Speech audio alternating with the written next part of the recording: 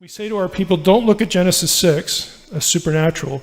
Don't dip into these resources that would actually help you read your New Testament in context. Don't do that. And of course, you're going to get to 1 Peter 3 and have no idea what to do with it.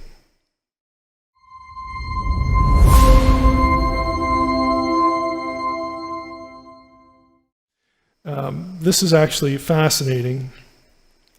And I don't get into this in Unseen Realm. I do get into this a bit in Reversing Hermon, and again, a little bit in the Demons book. But Paul's talking about the law here. Why do we even have the law? Okay, and he says, why then the law? It was added because of transgressions, until the offspring should come to whom the promise had been made. And it, the law, was put in place through angels by an intermediary. Now, I do discuss the intermediary in Unseen Realm, but what I don't get into is the first part. Did you see that? Why do we have the law? It was added because of transgressions, plural.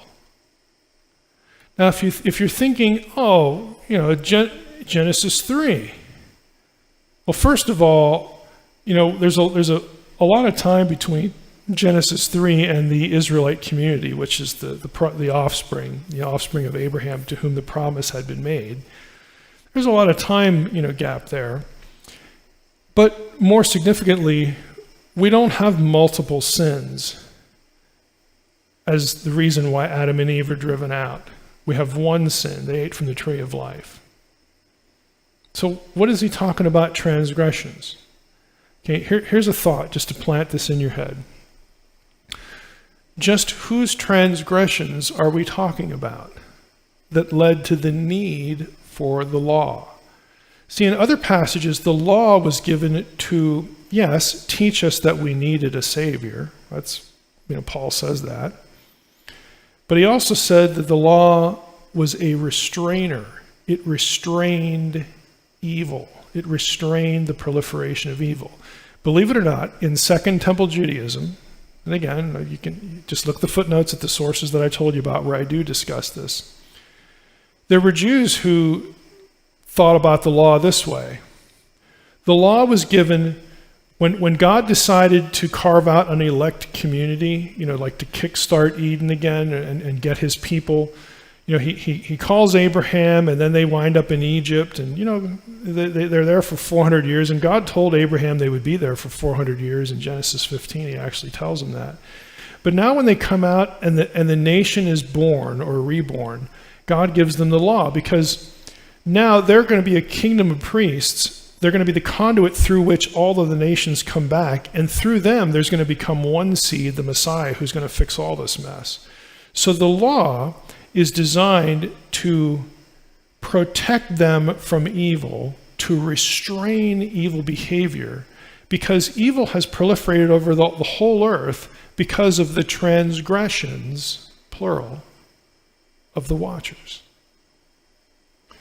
That is the way a number of Second Temple Jewish writers took the relationship of the sin of the watchers to the law. And so scholars have asked, I wonder if that's what Paul's talking about here. The law was added because of transgressions. We needed the law because depravity had proliferated all over the earth. And if God is going to, call out a people and they're going to be right in the middle of this mess, they need some instruction. They need some instruction about how to be loyal to the true God and be a light to their world. Okay, just food for thought. Again, I think there's a very interesting trajectory there. And then later in the class, we're going to hit 1 Peter 3. But again, this is the passage where Peter's talking about the flood and Noah and angels that sin. And, we've got, spirits, in chains, spirits in prison, and the resurrection, and, again, the flood, the ark, all this stuff kind of thrown into the hopper. And it looks totally bizarre. As I said in the last session, this is the passage where I actually went to church, and the pastor who's doing a series on 1 Peter got to 1 Peter 3, 14 through 22 and said, we're just going to skip it. It's just too strange. if you understand, again, the Enochic backstory, that just as Paul used Adam as a type, as a foreshadowing of Jesus, Peter uses Enoch and the whole Enoch story as a foreshadowing of what the gospel would mean. If you understand that much, 1 Peter 3:14 through 22 is awesome. It makes baptism spiritual warfare. It's awesome. It's a great chapter. It's a great section. But see, we can't see that because we have been taught first to not see anything supernatural going on in Genesis 6. And if you're going to do that, well, then we'll add, well, don't ever read books that the New Testament writers read, like Enoch. Why? I mean, Enoch's not inspired, but a book doesn't have to be inspired to be important.